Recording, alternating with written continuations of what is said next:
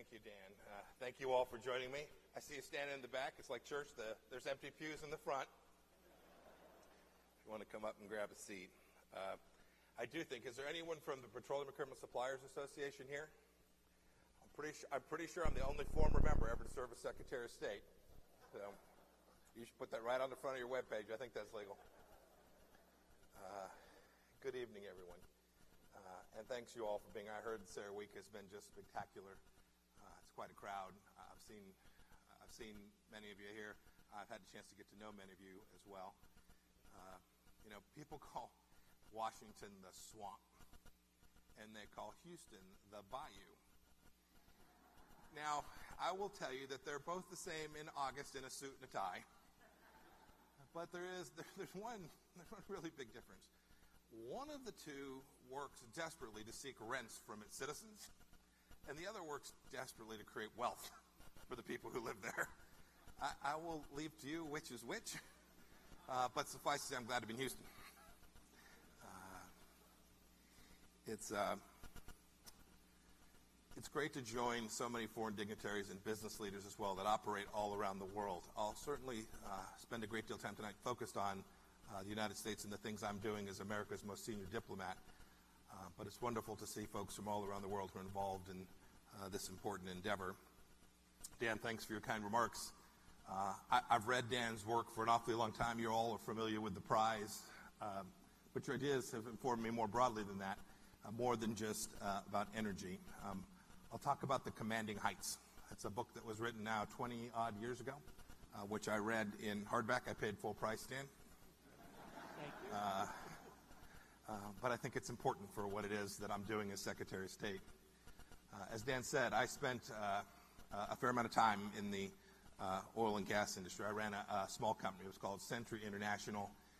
We made and sold mud pumps and swivels and hook blocks and downhole equipment, and we distributed sucker rod. So I know the industry well, the whole 9 yards in oil and gas. I spent a lot of time in Midland, Odessa, and Longview, and all kinds of Oklahoma and Canada. Is there anybody from Lufkin here tonight? So my partners and I swore that we would listen to the quarterly conference call for Lufkin every quarter until they mentioned Century is destroying their business. We were small enough it never happened, but we continued to live in hope that we could compete and grow and prosper in the way that so many of you have. My time as Secretary of State isn't that far removed from what I did running that small company headquartered in Wichita, Kansas. The reason why is something you know. It's obvious for all of you in the audience because we are now in the new age of discovery that history will remember as society changing in scale and global changing. Instead of sailing off to new lands the way it was done old school by Columbus and Magellan, we're making discoveries right here in the United States of America, right under our feet. And you all know that here in America we have the free enterprise system to thank for this modern day miracle. And I want to talk about why that matters. Things like horizontal drilling and fracturing, the shale revolution, the oil derricks that dot the landscape all throughout the Permian Basin matters. New drilling technology and greater energy output are transforming American life and lives all around the world in the same way that the changes did when Spindletop first took place back in 1901. It was a game changer, and what this industry is doing today is game changing as well. I travel the world some, and when I do and meet with my foreign minister counterparts or presidents or prime ministers, they'll ask me, how did America come to do this? How did you literally blow out American energy production to go from a place of scarcity to a place of massive exports? And I tell them that they should simply look at places like Midland, Texas. People that are willing to work their tails off, often without a college education, earn six-figure salaries, and they run businesses themselves that have now hiring signs hanging on their front doorstep. Look at places, too, like Katatowick, Alaska, the polar bear capital of the United States of America. There, a small native community is now working diligently to tap into the resources they have under their feet. And you see this in towns like Wichita, Kansas, all across America, that the economic struggles, the lack of jobs that took place for a decade no longer have to be. We can continue to be the engine and the energy industry can continue to be the engine that succeeds in building out the United States of America. Now, recent history should remind us all that we're not just producing energy for Americans. It's never truly been the case, but less so now than ever before. Today, you all know we're exporting crude oil at levels that were previously unimaginable. It took two partners to achieve that. It took our shale producers and risk takers, and it took Congress lifting the oil export ban in 2015, which I voted for. You should all see me as I walk out and say thanks. In August of last year, the United States surpassed Russia as the world's top producer. When it comes to global supply, U.S. oil production rose at the fastest pace in history, the largest one-year increase in oil production that the world has ever seen. It's awesome, and it's important. After all, only about a decade ago, we did live in a world where we imported 60% of our oil, and now we've shrugged off that oak of energy dependence. Not just thanks to oil, but we're doing the same in natural gas today as well, and I know there's more and even a brighter future there. We shouldn't forget, too, about the incredible growth in renewable energy. I'm confident that the American system, leaving the commanding heights in the hands of private risk takers, will allow that industry to continue to grow and export as well. I had the chance to meet with Secretary Kissinger about 2 months ago, and I was asking him about a handful of things, and he, 45 years ago, brought foreign ministers to his office to figure out how the world was going to deal with energy scarcity. A couple weeks back, I brought Dan into my office to talk about how the heck we were going to make sure we could get it from the American interior to the coast so that we could deliver this to foreign partners who are demanding this. And there, I want to turn to the real focus, the main topic, what our newfound energy abundance means for American foreign policy, what you all can help me and President Trump deliver to the world. It's very simple. Our plentiful oil supplies allow us to help our friends secure diversity for their energy resources. We don't want our European allies hooked on Russian gas through the Nord Stream 2 project, any more than we ourselves want to depend on Venezuela for our oil supplies. This desperate need for diversification is why we exported more crude oil last year to countries all across the globe, places as diverse as India, Japan, China, the Republic of Korea, Italy, Ireland, the United Arab Emirates. The list is long. It's why, shortly before the United States made its first LNG shipment to Europe, it made it to a place that people don't think about, a country of Portugal that now has access to American energy resources. You should all know, and I hope you've seen this. I've been doing this now all of 11 months, so I got it all figured out. I hope you have all seen that my team at the State Department is working hard to expand these relationships. Last April, we formalized a commitment to bolster Vietnam's energy security. In October, the State Department hosted its first dialogue with Australia on energy security. And these opportunities will just be the beginning. But the truth is, here's my point. We're not just exporting American energy. We're exporting our commercial value system to our friends and to our partners. The more we can spread the United States model of free enterprise, of the rule of law, of diversity and stability, of transparency in transactions, the more successful the United States will be, and the more successful and secure the American people will be.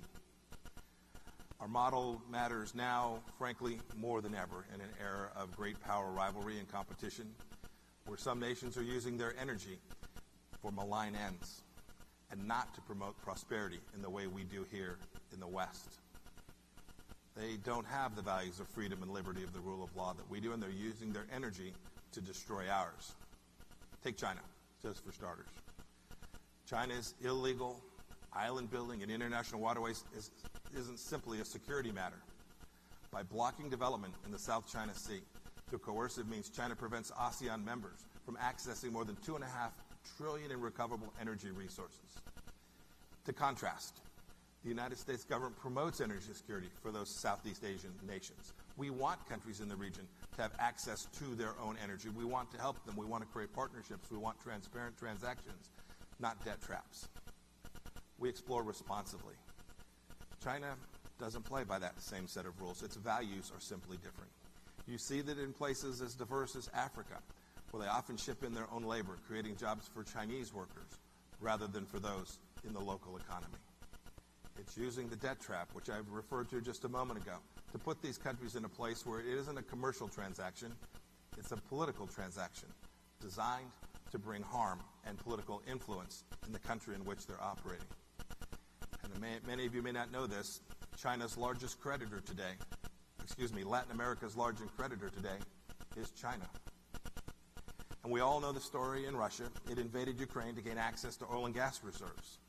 It in turn deprived Ukraine of the possibility of developing those resources for itself and using its pipelines and its networks to bring energy to its own people. Rather, it uses those pipelines to put pressure, political pressure, on the people of Ukraine.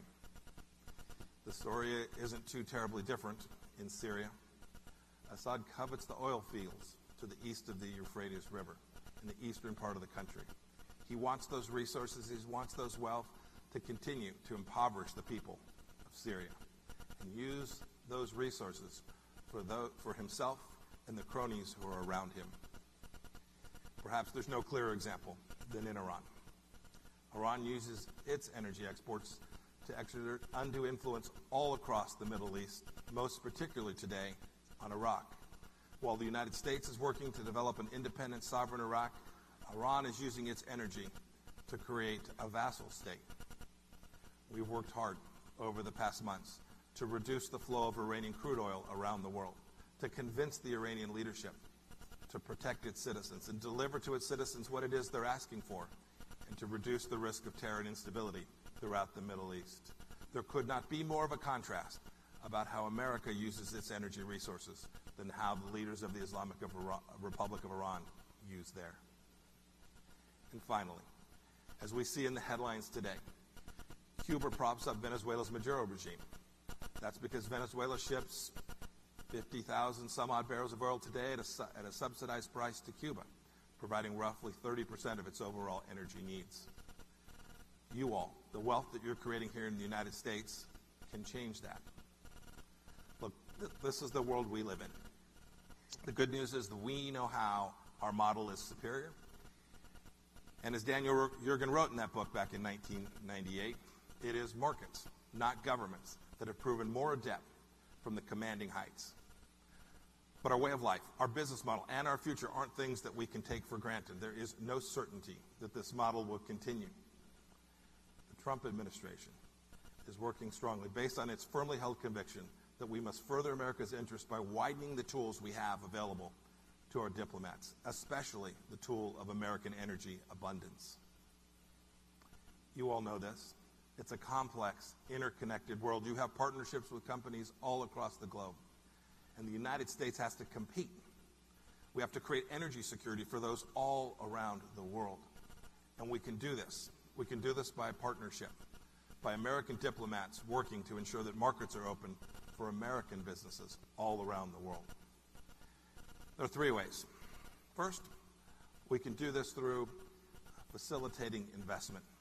We do that by creating the engine for capital formation here in the United States. Foreign firms have invested more than $100 billion in the U.S. shale sector just since 2008.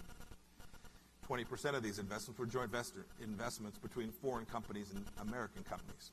We can continue to promote that. You won't see this in many other places, but there are places. In Southeast Asia, the United States is the single largest source of cumulative foreign investment. And the State Department has played an important role in helping investors make good decisions and getting access. An example is our program about the Indo-Pacific being open. We call it the Asia Edge Initiative. It helps Indo-Pacific partners import, produce, and deploy their own energy resources. The second way, other than investment, is we can promote energy security by encouraging countries to partner with the United States all around the world. And I've seen this at work. We're reminding them that we're simply better to do business with than Russia, China, or Iran. Our deals come with no hidden strings attached. Our contracts are clear. Our motives unambiguous. On recent trips, my State Department colleagues and I have been touting the high standards of transparency, responsible financing, and adherence to the rule of law that American companies bring along with them. It's what you all are known for, what American businesses are known for. I'll give you a good example. I was in Warsaw now, oh goodness, it must have been 3 or 4 weeks ago. I was with Foreign Minister Czaputowicz. He and I were discussing how we can diversify the Polish energy supply, not only with energy, but with routes and with the types of fuels that we can deliver to them. We're making progress. We're accomplishing parts of that mission. We're doing it with the help of countries like Sempra Energy, like Cheniere, and Venture Global LNG. They're helping destroy the Russian monopoly on Polish energy. And although it's certainly the case that our firms will benefit financially, this isn't just about dollars and cents for American companies. It's about America's national security. It's about Russian influence peddling and the need to stop it.